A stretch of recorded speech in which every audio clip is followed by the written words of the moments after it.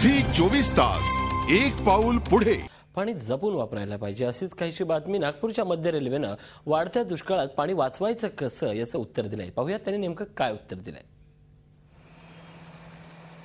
नाल्यातून वाहणाऱ्या या घाणेरड्या दूषित पाण्याचा पुन्हा एकदा वापर होऊ शकतो असं सांगितलं तर आपल्याला खरं वाटेल का? नाही ना, पण हे खरं आहे आणि ते शक्य करून दाखवलंय मध्य रेल्वेच्या नागपूर विभागानं। अशा दूषित पाण्याचं शुद्धीकरण करण्यासाठी रेल्वेनं एक प्रक्रिया केंद्र उभारलंय। त्याद्वारे दररोज 5 लाख लिटर पाण्यावर इथे प्रक्रिया केली जाते आणि त्यातून शुद्ध झालेलं हे पाणी प्लॅटफॉर्म धुणं तसंच त्यासारख्या कामांसाठी वापरलं जातं।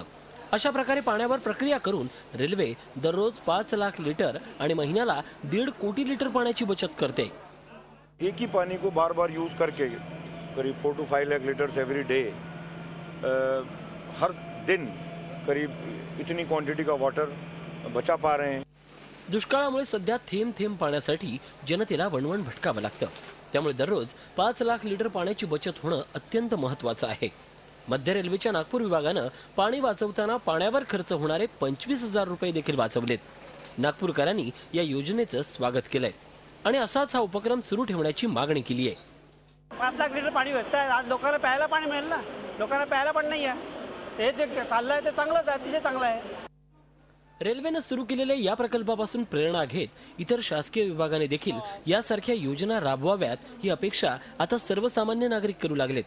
कारण असे प्रयत्न झाले तरच राज्यातल्या दुष्काळी परिस्थितीवर मात करता येणार आहे। झी 24 ताससाठी अखिलेश शळवे, नागपूर। झी 24 तास एक पाऊल पुढे।